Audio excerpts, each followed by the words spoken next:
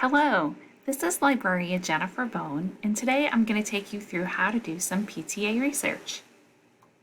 The objective for today's session is to find out what's out on the web. Can we just Google articles? Is Wikipedia a friend or foe? How to use the APTA search tool, how to formulate a PICO search, to get ready, set, and search. We're going to set search limiters, troubleshoot your issues, and recommend that you visit librarians if you need help. After we finish all that, you're going to work with your assigned PICO and your partner till the end of class.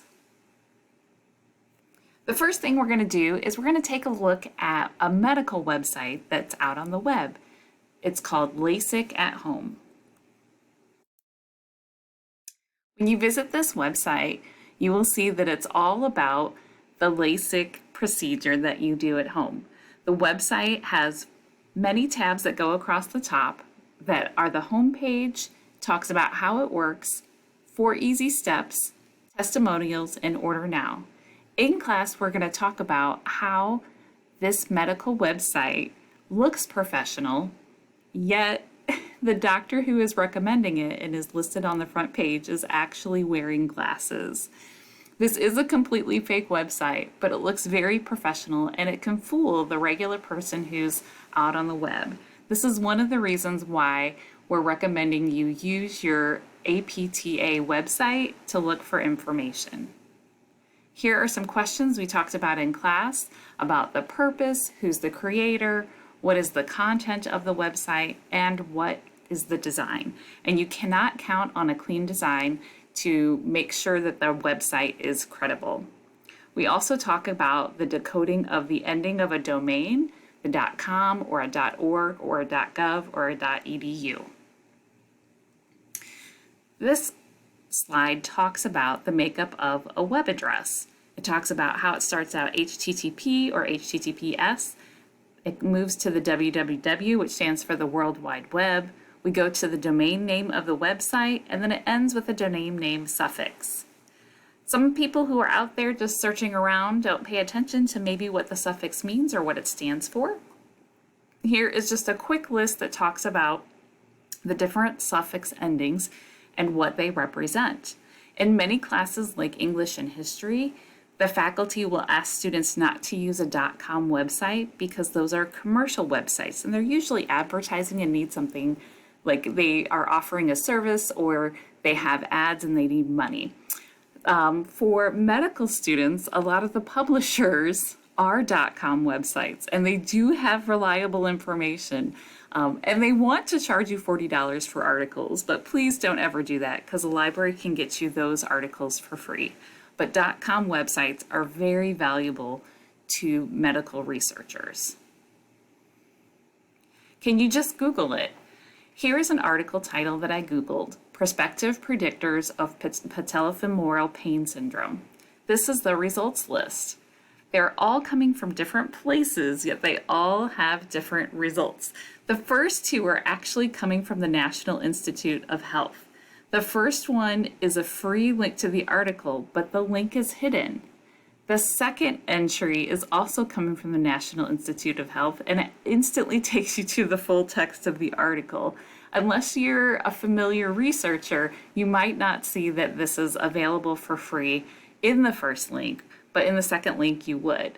The third link is taking you to the journal website. So this will be the publisher. This is Sage Publication, and they're asking you to put in your credit card number and pay them $40 for access. Never do that. And the last one is actually taking you to a website called researchgate.net.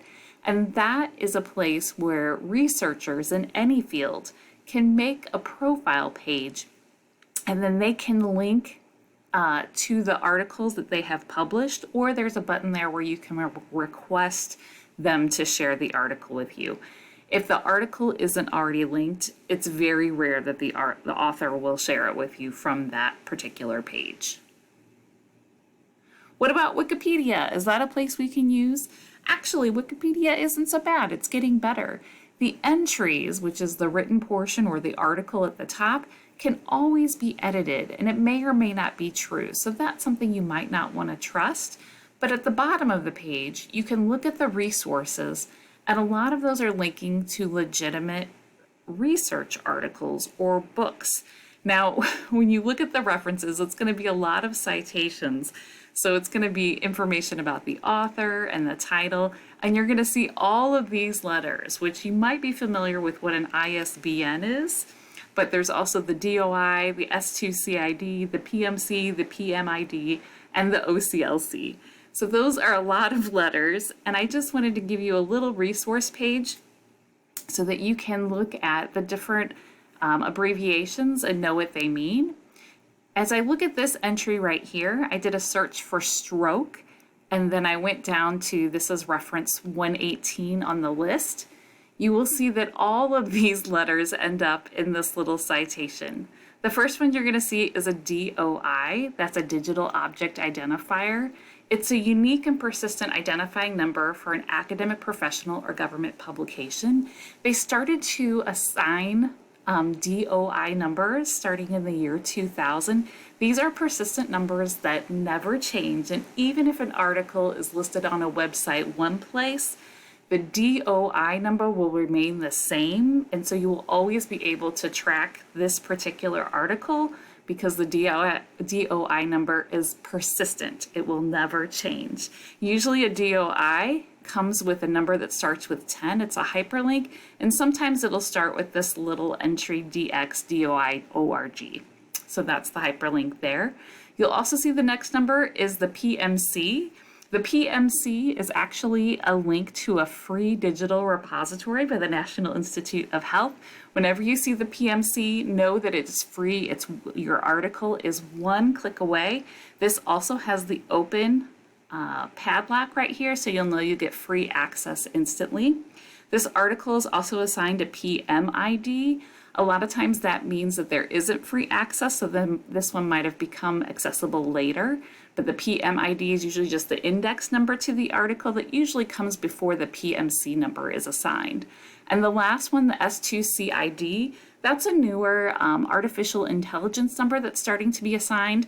When articles are given the PMID, the S2CID started being assigned in 2015, and it's actually just kind of a layman's term, a layman's interpretation of the article, but it's not the full access.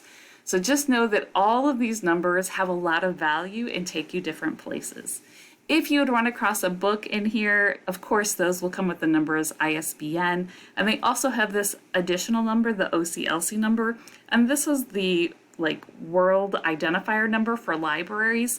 So when a student asks me for a book, while the ISBN is nice, as a librarian, I can find this globally using the OCLC number. So that's kind of a good tracker for the libraries. If you have any questions, don't hesitate to reach out. That's the first part of our presentation.